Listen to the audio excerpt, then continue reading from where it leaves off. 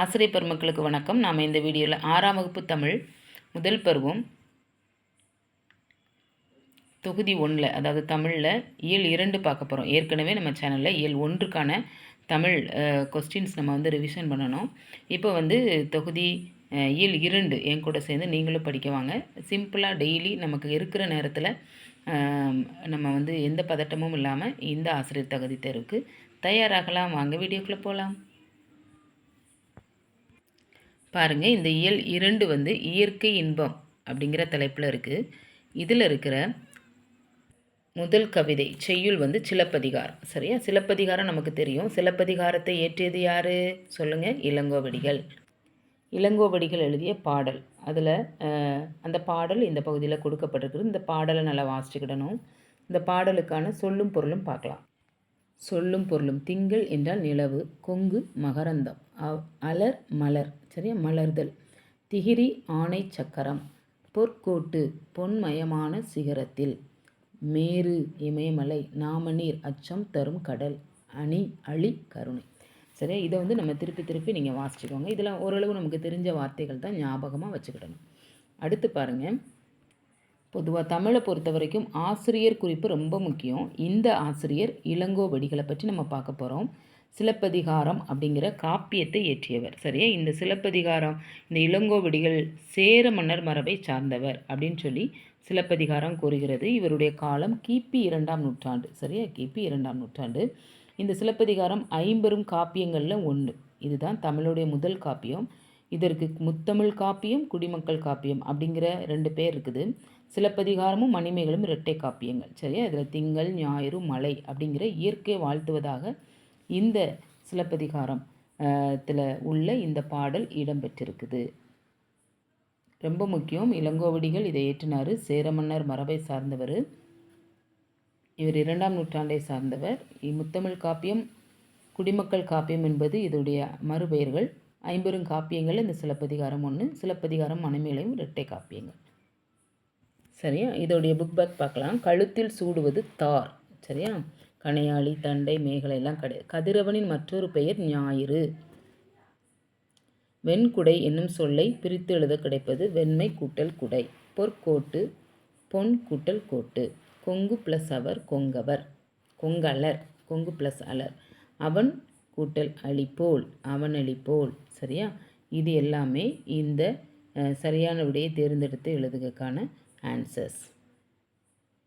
அடுத்து 2வது இயலில் கவிதை பேழை காணி நிலம். காணி நிலம் யார் பாடின பாடல் அப்படின்னு சொன்னால் பாரதியார் பாடின பாடல். சரியா? இந்த பாரதியார் பாடின இந்த பாடலுடைய சொல்லும் பொருளும் பார்க்க. காணி என்றால் நில அளவை குறிக்கும் சொல். மாடங்கள்னா மாளிகையின் அடுக்குகள். சித்தம் என்றால் உள்ளம். சரியா? சித்தம் என்றால் உள்ளம் என்று பொருள். இந்த பாடலின் ஆசிரியர் பாரதியார். அவருடைய இயற்பெயர் சுப்பிரமணியன். இவருக்கு பாரதி அப்படிங்கிற பட்டம் யார் வழங்கினாங்கன்னா எட்டயபுரம் மன்னர் வழங்கினாங்க. எட்டயபுரம் மன்னரால் பாரதி என்னும் பட்டம் வழங்கினது. இவருடைய கவிதைகள் பெரும்பாலும் விடுதலை உணர்வை ஊட்டக்கூடியதாக இருக்குது. மண் உரிமைக்காகவும் பெண் உரிமைக்கு மண் பெண். சரியா? பாடுபட்டார். இவருடைய நாட்டுப்பற்று மிக்க பாடல்கள் நிறைய படைத்தவர். இவர் என்னென்ன நூல்களை ஏற்றினார்னா கண்ணன் பாட்டு, குயில் பாட்டு, பாஞ்சாலி சபதம். இந்த காணி நிலம்ங்கிற பாடல் பாரதியார் கவிதைகள் என்னும் தொகுப்பில் இடம்பெற்றிருக்குது. இது பாரதியோட நூல் குறிப்பு. நம்ம சிலப்பதிகாரம் இளங்கோவடிகள் நூல் குறிப்பு ஆசிரியர் குறிப்பு படித்தோம். இப்போ பாரதியாருடைய ஆசிரியர் குறிப்பு படிச்சிருக்கோம். நூல் குறிப்பு ப்ளஸ் ஆசிரியர் குறிப்பு. இப்போ இதோடைய புக் பேக் பாருங்கள். கிணறு என்பதை குறிக்கும் சொல் கேணி. சித்தம் என்றால் உள்ளம். மாடங்கள் என்பதன் பொருள் அடுக்குகள். நன்மாடங்கள் நன்மை கூட்டல் மாடங்கள். நிலத்தின் இடையே நிலத்தின் கூட்டல் இடையே. முத்து கூட்டல் சுடர் முத்து சுடர். நிலா கூட்டல் ஒளி நில ஒளி. சரியா? அடுத்து பாருங்கள். பொறுத்துக. முத்து சுடர் போல நில ஒளி. தூய நிறத்தில் மாடங்கள். சித்தம் மகிழ்ந்திட தென்றல். இதுதான் சரியான விடை.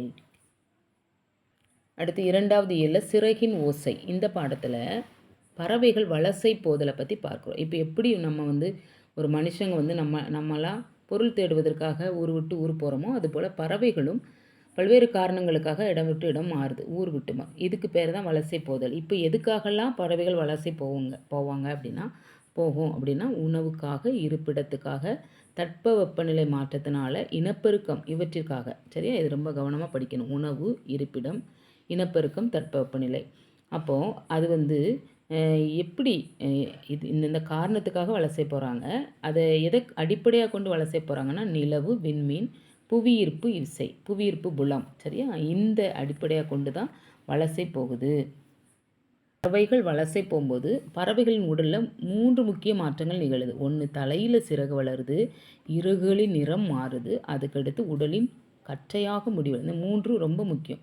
சில நேரம் பறவைகள் ஒரு வகை பறவைகள் வேறு வகை பறவைகளாக கூட உருமாறுமா இந்த வலசை போகிறதுல. ரொம்ப ஆச்சரியமாக இருக்கு இல்லையா? தலையில் சிறகு வளரும், இறகுகளில் நிறம் கூட மாறுமா, அதுக்கடுத்து அந்த முடி ரொம்ப கற்றையாக வளரும் அப்படின்னு போட்டிருக்காங்க. தெரிந்து கொள்வோம் பகுதியில் பாருங்கள், கப்பல் பறவை தான் ரொம்ப தூரமாக பறக்கும். அதாவது சிறகடிக்காமல் கடலையும் தாண்டி பறக்குமா, கிட்டத்தட்ட 400 கிலோமீட்டர்.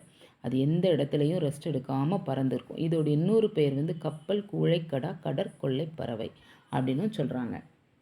இப்போ பறவைகள் வலசை போகிறதை பற்றி 1500 ஆண்டுகளுக்கு முன்பு சத்திமுத்த புலவர் அப்படிங்கிறவர் நாராய் நாராய் செங்கால் நாராய், இந்த பாடல் கேள்விப்பட்டிருக்கோம் இல்லையா? அந்த பாடல் பாடியிருக்கிறாரு. தென் திசை குமரி வட ஆடி வடதிசைக்கு ஏகுவீர் ஆயினும் அப்படிங்கிற அடிகள். இது யார் பாடினா அப்படின்னா சத்திமுத்த புலவர் அப்படிங்கிற நாராய் நாராய் செங்கால் நாராய் அங்கிற பாடலில் இருக்குது. நம்மளுடைய செங்கால் நாரைகள் தமிழ்நாட்டுக்கு ஐரோப்பாவிலேருந்து கூட வருதான். சரியா? ஐரோப்பாவிலேருந்து தமிழ்நாட்டுக்கு வருது. இப்போ அழிஞ்சிக்கிட்டு இருக்கிற பறவை எது அப்படின்னு சொன்னால் சிட்டுக்குருவி. சிட்டுக்குருவி தான் இப்போ அழிஞ்சிட்ருக்க பறவை. சிட்டுக்குருவியை பற்றி சில விஷயங்கள். சிட்டுக்குருவி 3 முதல் 6 முட்டைகள் வரை இடுமா. சரியா? கூடு கட்டும்போது சத்தமிட்டு கொண்டே கூடு கட்டுமா. சத்தமிட்டு கொண்டே கூடு கட்டும் பறவை எது? சிட்டுக்குருவி. இது எத்தனை நாட்கள் கூடு கட்டும்? எத்தனை நாட்கள் முட்டையிடும்? 3 முதல் 6 முட்டைகள். அப்போது எத்தனை நாள் அடகாக்கும் அப்படின்னா 14. 15வது நாளில் குஞ்சு வெளியே வந்துடும். 14 நாள் அடகாக்கும், 3 முதல் 6 முட்டையிடும், சத்தம் போட்டுக்கிட்டே கூட கட்டும். 15வது நாள் குஞ்சுகள் வெளியே வந்துடும். இது சிட்டுக்குருவியை பற்றிய உண்மைகள். இந்த சிட்டுக்குருவிகள் எங்கெல்லாம் மனிதர்கள் வாழ்கிறாங்களோ அங்கெல்லாம் வாழுமா, துருவ பகுதிகளை தவிர. இமயமலை தொடரில் 4000 மீட்டர் உயரத்தில் கூட இந்த சிட்டுக்குருவி வாழுது. சரியா? இந்த சிட்டுக்குருவியோட ஆயுள் காலம் 10 முதல் 15 ஆண்டுகள். சொல்லுவாங்க வேகமாக பறந்துட்டா சொல்லுவாங்க, வேகமாக நடந்து பிடிச்சிட்டா பறந்துட்டான்னு சொல்லுவாங்க. ஏன்னா உருவத்தில் சின்னதுனாலும் அது வேகமாக பறக்கும். சிட்டுக்குருவிகள் அழிவுக்கு காரணம் பூச்சிக்கொல்லி, அதுக்கப்புறம் அடுக்குமாடி குடியிருப்புகளை கூடு கட்டுறதுக்கு ஏற்றதாக இல்லாது, அப்புறம் வேலி தாவரங்கள் குறைவு, வேலிகள் மாறிட்டு இப்போது அதுக்கு புதர் செடி இல்லாமல் இருக்கிறது. இதெல்லாம் சிட்டுக்குருவிகள் அழிவுக்கான காரணம். அடுத்து சிட்டுக்குருவிகளை காப்பாற்ற நம்ம ஆலமரம், அரச மரம் போன்ற மரங்களையும் அவரை புடலை போன்ற கொடிகளையும் வளர்க்கணும். சரியா? மண்ணுக்கேற்ற பிற உள்ளூர் தாவரங்களையும் வளர்க்கணும். செயற்கை பூச்சி உள்ள அந்த உரங்களை தவிர்க்கணும். அடுத்து இந்தியாவின் பறவை மனிதர் யாருன்னா டாக்டர் சலீம் அலி. இவர் வாழ்நாள் முழுவதும் பறவைகளை பற்றியான ஆராய்ச்சி பண்ணியிருக்கிறாரு. இவர் தன்னுடைய வாழ்க்கை வரலாற்று கூட சிட்டுக்குருவின் வீழ்ச்சி அப்படின்னு தான் பேர் வச்சிருக்கிறார். அடுத்து இந்த பறவைகள் மனிதர் தான் அவர் என்ன சொல்கிறாருன்னா, மனிதன் இல்லாத உலகத்தில் பறவைகள் வாழ முடியும், ஆனால் பறவைகள் இல்லாத உலகத்தில் மனிதன் வாழ முடியாது அப்படி சொல்கிறவர் யாருன்னா டாக்டர் சலீம் அலி. அதே மாதிரி உலகத்திலேயே ரொம்ப தூரம் பறக்கக்கூடிய பறவை எது அப்படின்னா 22,000 கிலோமீட்டர் பறக்குது, ஆர்டிக் ஆலா. ஏற்கனவே ஒரு பறவை பார்த்தோம், கப்பல் பறவை. அந்த பறவை 400 மீட்டர் உயரத்துக்கு, அது 400 கிலோமீட்டர் சிறகு அடிக்காமல் ரெஸ்ட் இல்லாமல் பறக்கும். ஆனால் ரொம்ப தூரம் பறக்கக்கூடிய பறவை ஆர்டிக் ஆலா. சரியா? அடுத்து பறவை பற்றிய படிப்புக்கு பேர் என்ன பேர்னா ஆர்னித்தாலஜி. ஞாபகம் வச்சுக்கோங்க, ஆர்னித்தாலஜி. அடுத்து சிட்டுக்குருவிகள் தினம் எப்போ கொண்டாடுறாங்க சொல்லுங்கள் பார்ப்போம். மார்ச் 20. மார்ச் 20 சிட்டுக்குருவிகள் தினம். சரியா? மார்ச் 8 மகளிர் தினம் கொண்டாடுறோம். அதை ஞாபகம் வச்சுக்கிட்டு மார்ச் 20 சிட்டுக்குருவிகள் தினம். இப்போ இந்த பாடத்தோடைய புக் பேக் பார்க்கலாம் வாங்க. தட்பவெப்பம் அப்படின்னா தட்பம் கூட்டல் வெப்பம். வேதி கூட்டல் உரங்கள். தரை கூட்டல் இறங்கும், தரை இறங்கும். தடம் வழி கூட்டல் தடம், வழித்தடம். சிட்டுக்குருவிகள் வாழ முடியாத பகுதி துருவ பகுதி. சரியா? இப்போ நீங்களே ஆன்சர் பண்ணுங்கள். மிக நீண்ட தொலைவு பறக்கும் பறவை எது? ஆர்டிக் ஆலா. பறவைகள் வலசை போவதை பற்றிய பாடிய தமிழ் புலவர் யார் சொல்லுங்கள் பார்ப்போம். சத்திமுத்த புலவர். அடுத்து பறவைகள் இடம்பெயர்வதற்கு வலசை போதல் என்று பெயர். இந்தியாவின் பறவை மனிதர் டாக்டர் சலீம் அலி.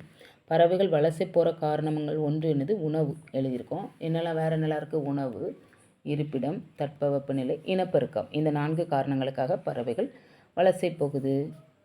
அவ்வளோதான். இந்த வீடியோவை நீங்கள் உங்கள் ஃப்ரெண்ட்ஸுக்கெல்லாம் ஷேர் பண்ணுங்கள். மறக்காமல் நீங்கள் திருப்பி அந்த புத்தகத்தை வச்சு ரிவைஸ் பண்ணுங்கள். மீண்டும் அடுத்த வீடியோவில் சந்திக்கலாம். இப்பொழுது நம்ம 6ஆம் வகுப்பில் இயல் 1 பார்த்துட்டோம். இயல் 2ல் கொஞ்சம் இன்னும் பார்க்க வேண்டியது இருக்குது.